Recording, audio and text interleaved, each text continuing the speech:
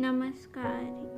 स्वागत है आप सबका एक बार फिर से हमारे YouTube चैनल पर। आज हम पढ़ेंगे शिव पुराण का कोटि रूद्र संहिता खंड का एक और अध्याय। हमारे अध्याय का नाम है अनजाने में शिवरात्रि व्रत करने से एक भील पर भगवान शंकर की अद्भुत कृपा।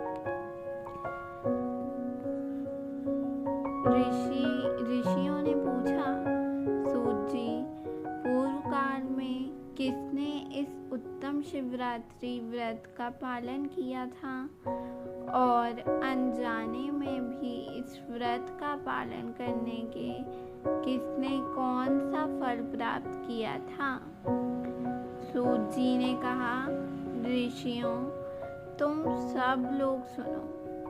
मैं इस विषय में एक निषाद का प्राचीन इतिहास सुनाता हूँ जो सब पापों का नाश करने वाला है। पहले की बात है, किसी वन में एक भील रहता था जिसका नाम था गुरुध्रुव। उसका कुटुंब बड़ा था तथा वह बलवान और क्रूर स्वभाव का था। होने के साथ ही क्रूरतापूर्वक कर्म में तत्पर रहता था। वह प्रतिदिन वन में जाकर मृगों को मारता था और वहीं रहकर नाना प्रकार की चोरियां करता था। उसने बचपन से ही कभी कोई शुभ कर्म नहीं किया था। इस प्रकार वन में रहते हुए उस दुरात्मा भील का बहुत समय बीत गया। तदंतर एक दिन बड़ी सुंदर एवं शुभ कारक शिवरात्रि आई, किंतु वह दुरात्मा घने जंगल में निवास करने वाला था, इसलिए उस व्रत को नहीं जानता था।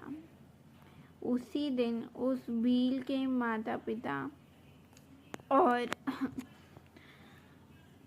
पत्नी ने भूख से पीड़ित होकर उससे याचना की, वनेचर, हमें खाने को दो। उनके इस प्रकार याचना करने पर वह तुरंत धनुष लेकर चल दिया और मृगों के शिकार के लिए सारे वन में घूमने लगा। देवयोग से उसे उस दिन कुछ भी नहीं मिला और सूर्यास्त हो गया। इससे उसको बड़ा दुख हुआ और वह सोचने लगा, अब मैं क्या करूं? कहाँ जाऊं? आज तो कुछ नहीं मिला। घर में जो बच्चे हैं उनका तथा माता पिता का क्या होगा? मेरी जो पत्नी है उसकी भी क्या दशा होगी? अतः मुझे कुछ लेकर ही घर जाना चाहिए, अन्यथा नहीं।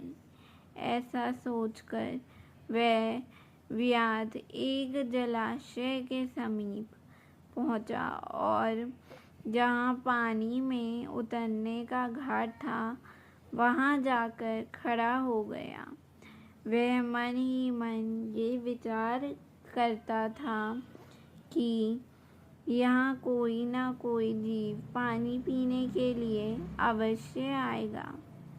उसी को मारकर कृतकृत्य हो उसे साथ लेकर प्रसन्नतापूर्वक घर को जाऊंगा। ऐसा निश्चय करके वह व्याध एक बेल के पेड़ पर चढ़ गया और वहीं जल साथ लेकर बैठ गया।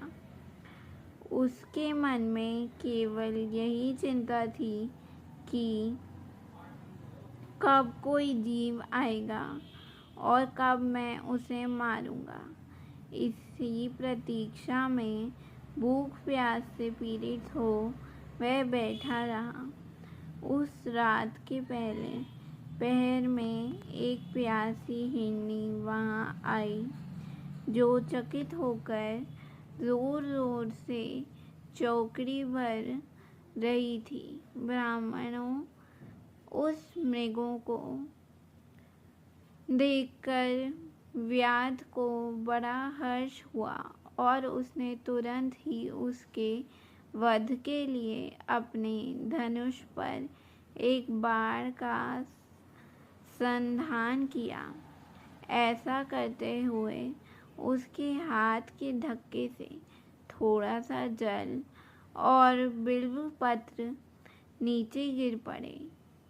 उस पेड़ के नीचे शिवलिंग था। उक्त जल और बिल्व पत्र से शिव की प्रथम पहर की पूजा संपन्न हो गई। उस पूजा के महात्म्य से उस व्याध का बहुत सा पातक तत्काल नष्ट हो गया। वहाँ होने वाली खड़खड़ाहट की आवाज़ों को सुनकर हिरनी ने भय से ऊपर की ओर देखा। व्याध को देखते ही वह व्याकुल हो गई और बोली। मृगी ने कहा, व्याध, तुम क्या करना चाहते हो?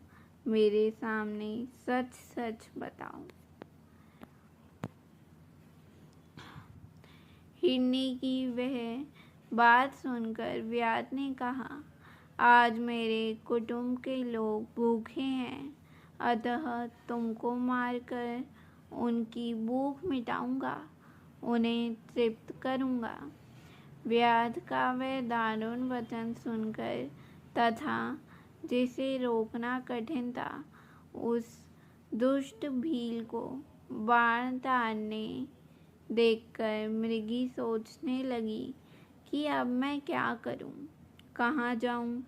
अच्छा, कोई उपाय रचती हूँ। ऐसा विचार कर उसने वहाँ इस प्रकार कहा। मृगी बोली, भील, मेरे मांस से तुमको सुख होगा। इस अनर्थकारी शरीर के लिए इससे अधिक महान पुण्य का कार्य और क्या ही हो सकता है। उपकार करने वाले प्राणियों को इस लोक में जो पुण्य प्राप्त होता है, उसका 100 वर्षों में भी वर्णन नहीं किया जा सकता। परंतु इस समय मेरे सब बच्चे मेरे आश्रम में हैं। मैं उन्हें अपनी बहन को अथवा स्वामी को सौंपकर लौट आऊंगी। वचनचर तुम मेरी इस बात को मिथ्या ना समझो। मैं फिर तुम्हारे पास लौट आऊंगी, इसमें संशय नहीं है।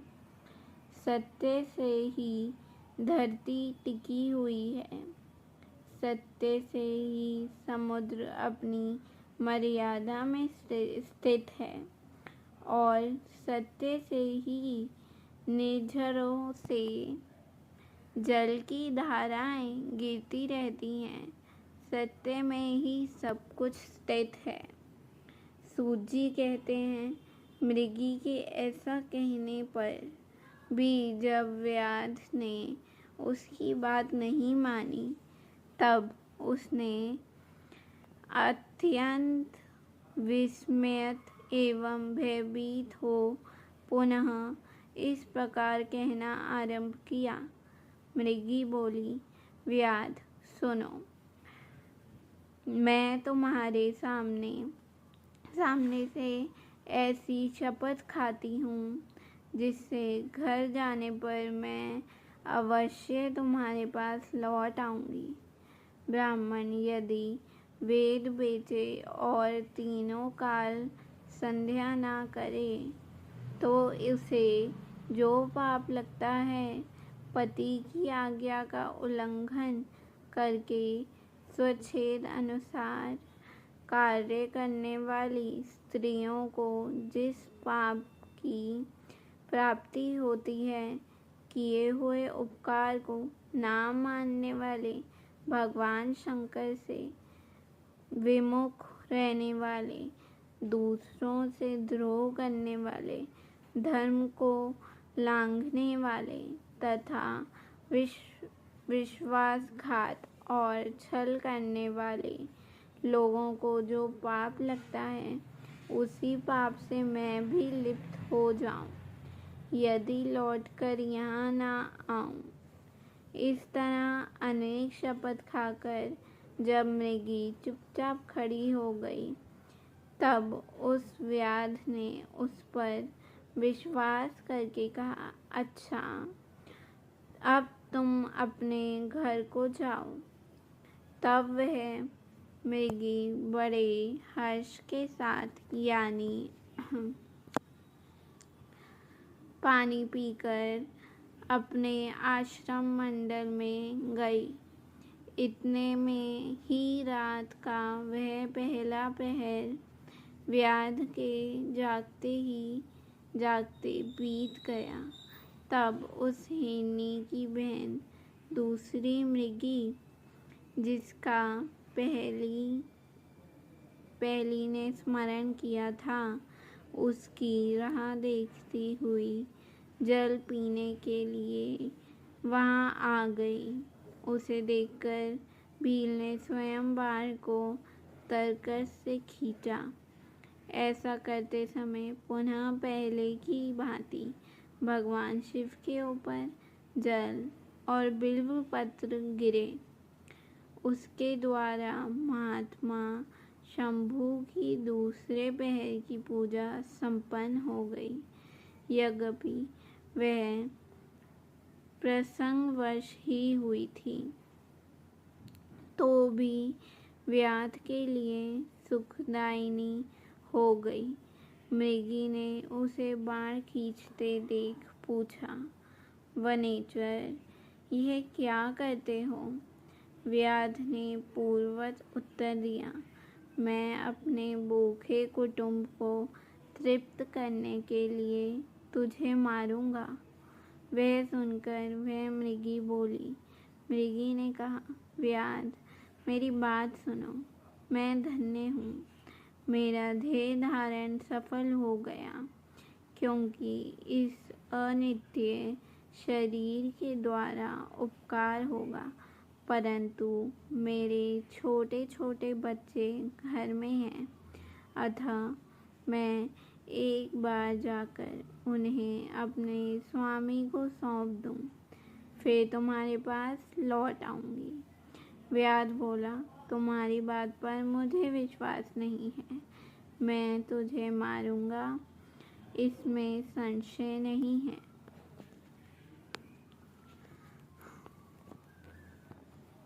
आज का अध्याय हम इधर ही छोड़ते हैं और कल फिर से हम इस अध्याय को पूर्ण करेंगे। धन्यवाद।